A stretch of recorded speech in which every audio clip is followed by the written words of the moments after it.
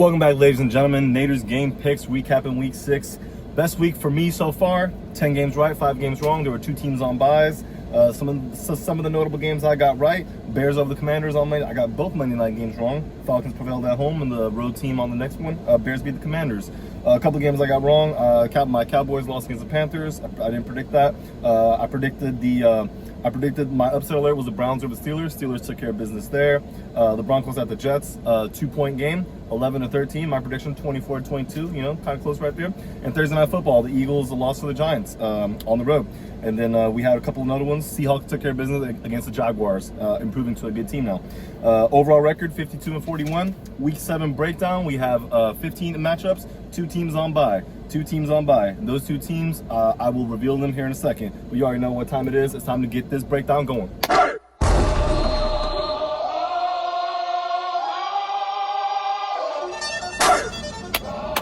Yep, 2 teams, 2 claps for 2 teams on buys. 2 teams on buys, the Buffalo Bills and the Baltimore Ravens. Bills sitting at a 4-2, and the Baltimore Ravens sitting at 1-5. Waiting for Lamar Jackson to come back, so hopefully he can take them on a late season run and they can maybe make the playoffs.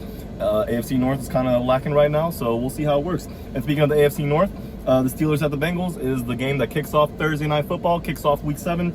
Aaron Rodgers going off against he's matching up against the Bengals defense, but the Bengals, you know, their starting quarterback is 40-year-old Joe Flacco, 41-year-old Aaron Rodgers, 2006 NFL draft, and then playing against 2008 member NFL draft. It's going to be a fun matchup, I believe. I think the Steelers, they have to play sound in this game. And I think the Bengals are hungry. They want to spoil the Steelers. They don't want them to just take this lead of the AFC North comfortably. They're going to do what they can to stop them. But I think it's too much for them to match, as Aaron Rodgers is developing good chemistry with this wideout DK Metcalf, and they're running the ball fine, and their defense is playing at all-out level right now. You know, so I think the Bengals at home, I think they lose this game with a score of 27-16 to the Steelers. Moving on now, our Sunday slate of games. Starting off early in the morning with the Rams at the Jaguars, live from London, England. Jaguars, I think this benefits the Jaguars. They're listed as a home team. Obviously, it's a neutral field. Most notably because announcers usually mention teams like the Rams coming from the Pacific time, West Coast. Now they have to go to a time zone that's, I believe it's over 9 hours ahead of time from what they're used to. Obviously, they're going to travel to London maybe this week already, maybe today, maybe tomorrow. So they should get adjusted. But I think that favors the Jaguars. The East Coast team used to playing those Eastern, you know, those early Sunday times. And I think the Jaguars were a little disappointed last week. They wanted to come up against the win. They're going to play another NFC West opponent. They traded for Greg Newsome with the Browns, and both corners that were trade pieces for the teams with the Browns and the Jaguars, they both gave up touchdowns. So maybe that's something that the Rams are going to look for. Puka Nacua got banged up in that game last week, but I think he'll be good to go. The Rams need to figure out how to get out of their offensive funk, as they're known to start the season slow and typically pick it up. Kyren Williams has been fumbling the ball too, so maybe the Jaguars can take advantage of that. And this front seven has been playing, needs to play better if they want to come out with a win here. I do think they do that. I think they come out with a score. I think they beat the Rams of a score of 30-28. Now we're back on the regular time, 1 hour back. I think we're going to move the clock, you know, daylight savings and that stuff. So 12 o'clock Eastern time kickoff. Saints at the Bears. Bears at home. Bears have won the last 2 games by a total of 2 points, 25-24 and 25-24 again, respectively. They had a bye week before, and they come out the bye and won the game. That's very huge. This could potentially be the one that starts their hot streak, and they're with a 3-2 record. They are the fourth place in the NFC North. Goes to show you how good that division is. Every game that they play that isn't a division game, they must win, because those division games are going to be just as important. The Saints, I think they're a decent team. I think they're playing hard. They're playing for their coach, Kellen Moore. I don't think this organization is going to be, you know, they have some cap. They need to clear some cap space. They might be sellers at the trade deadline, but still expect them to play hard here. I wouldn't be surprised if they come and spoil the Bears at home. But I do think the Bears take care of business of a score of 22-17. Thanks a lot, pardon, to Ben Johnson and managing the game, as they'll probably get ahead early and then have to make sure they don't give up nothing late to the Saints team. Dolphins at the Browns, 2 teams both having a win each. This one, it's going to be tricky. I think the Browns had Dylan Gabriel, their first-year rookie, his second career start against the Pittsburgh defense, throw the ball 52-plus times. Not a winning formula for a rookie quarterback. Run the ball, Quinshon Judkins, very physical player. You know, I think he's top 10 in rushing right now, and behind a good front. And the Browns, in trenches on both sides, but you know, although they haven't won many games, they're a very good trench playing team on the defensive line and on the offensive line. However, they don't score a lot of points. In this game, however, against the Dolphins team, a little banged up.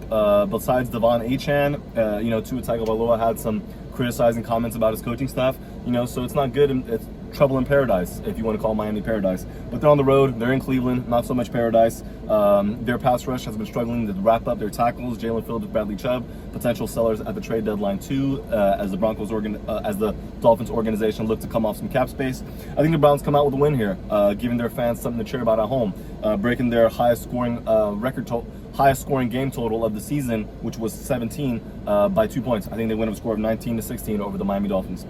Raiders at the Chiefs. AFC West divisional matchup here.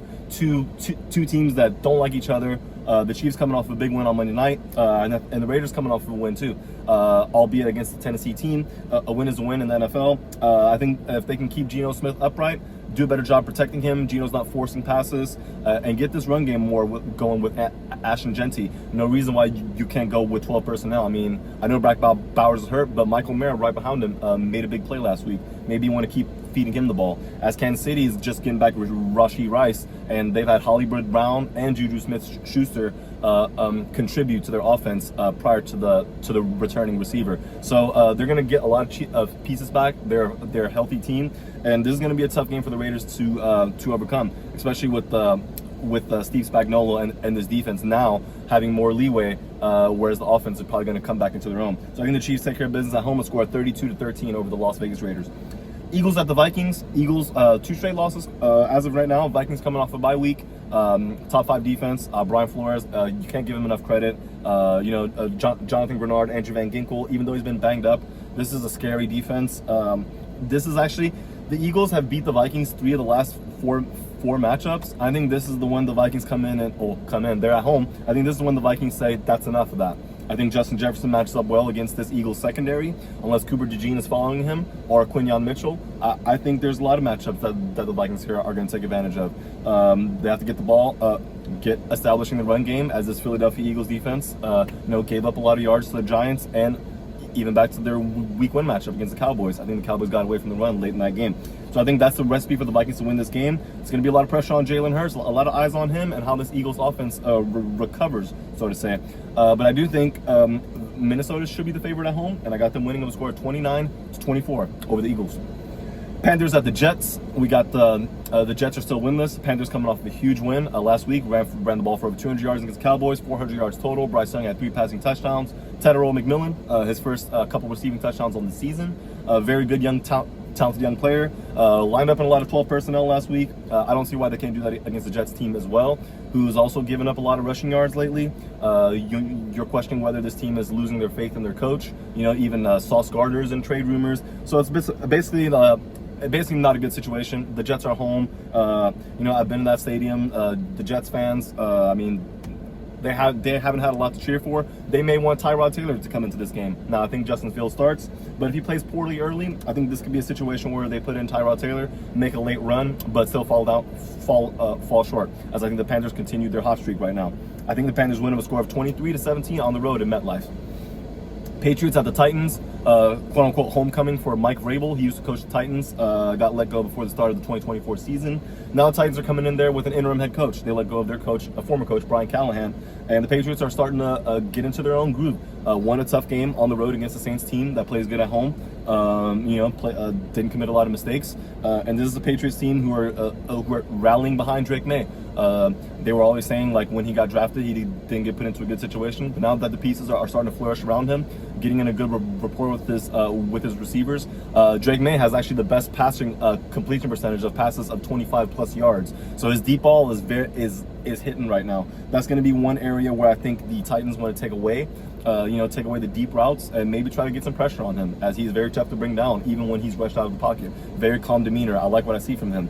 So the Patriots, they're gonna have they got to take care of the business on the road. Business trips, like they cause for They call for discipline. Now I think Mike Vrabel will be emotional, although he told reporters this has nothing to do with his homecoming. But although I do see the Patriots coming in there, playing a Tennessee team that's going to be fired up to play for an interim coach. You know, they're taking a complete 180 from where they were at the beginning of the season.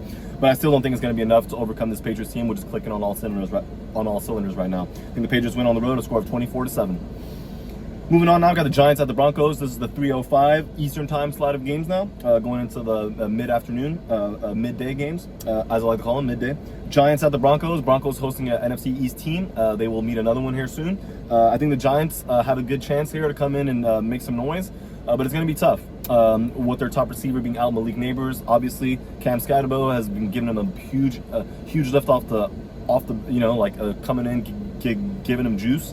You know, you got Darius Slayton, Wan'Dale Robinson. It's going to be a tough matchup against the Broncos defense. Currently leading the NFL in sacks. Nick Bonito, a league leader with 8 sacks. They shredded the Jets last week, minus 10 yards of passing offense, totaling his passing yards minus the sacks.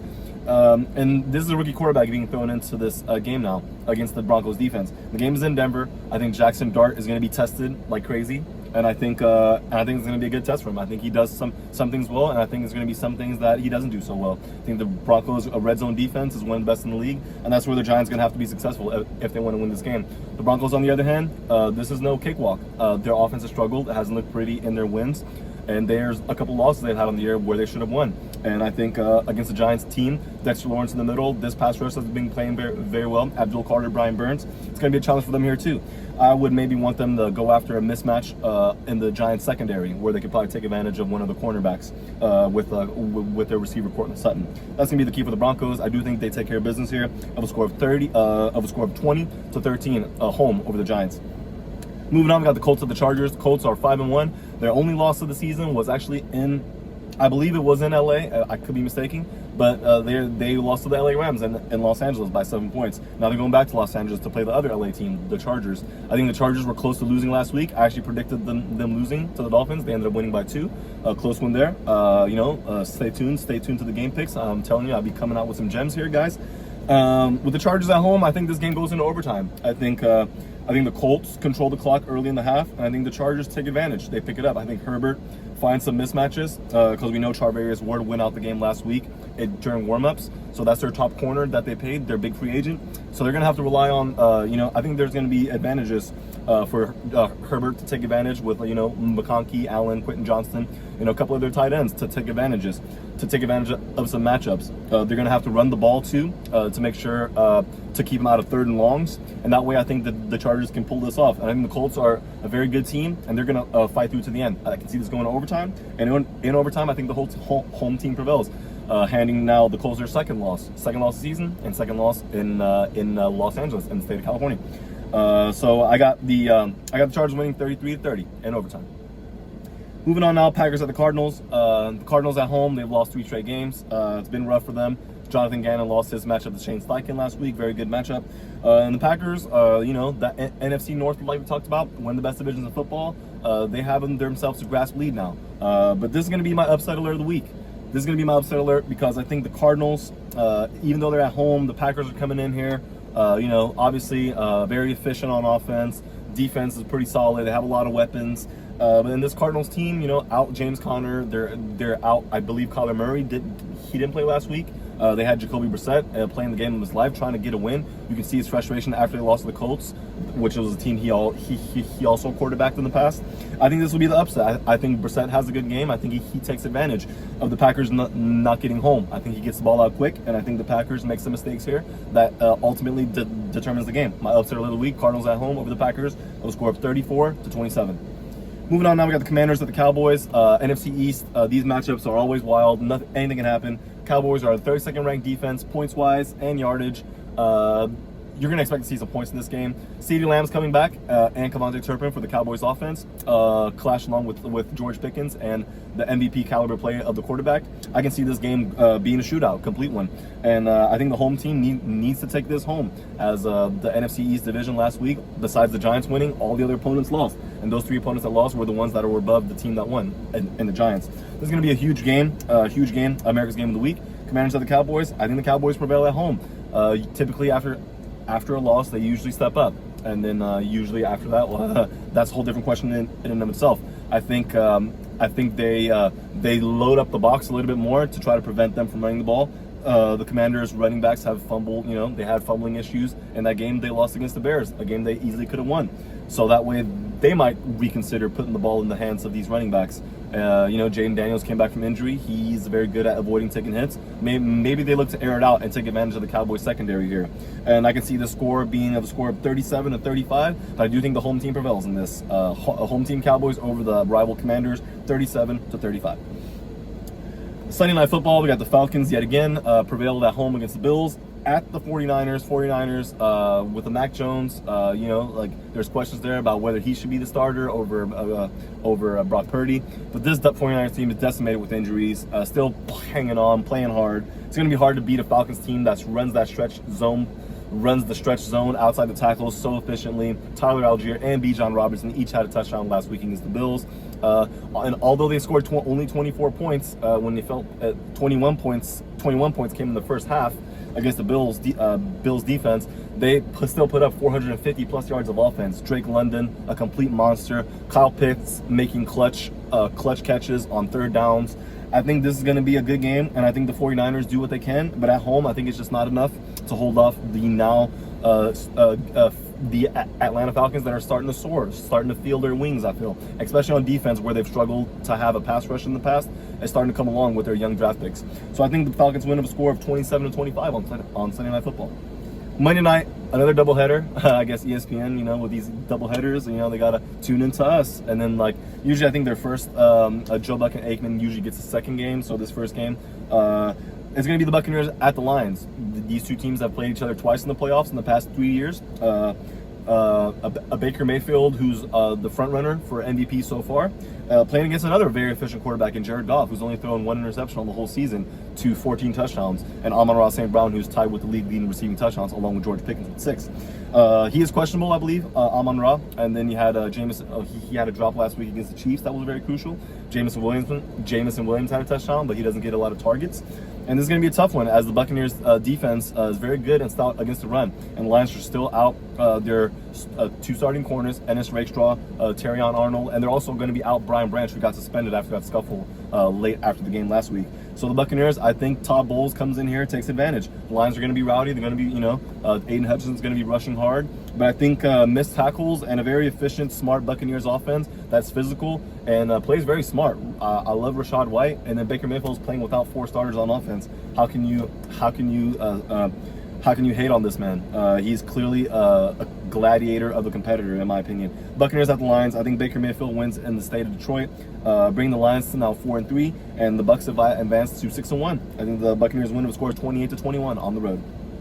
And finally, we got the Texans at the Seahawks. Biggest note here, I think, is going to be Derek Stingley versus Jackson Smith-Njigba. And Njigba currently leading the NFL in receiving yards, over 116 yards a game.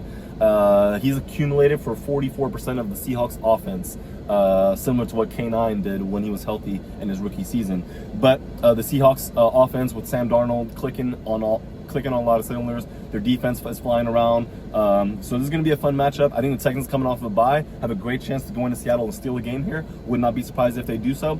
But I do think the Seahawks are playing at a different level. It's going to be a little hard for the Texans to overcome their pass rush and their multitude of ways they can attack you, especially on offense as well. Texans will have a chance, but I do think the home team prevails. The Seahawks win here of a score of 23-19 over the Texans. Now that wraps up Week 7, ladies and gentlemen. A lot of good NFL matchups here. The doubleheader on Monday night, like we talked about. And don't forget, Week 7 kicks off tomorrow with the Steelers at the Bengals. Bengals are looking to maybe get an upset here. We'll see if it happens. My upset alert of the week is Cardinals over the Packers. Cardinals hosting them at home.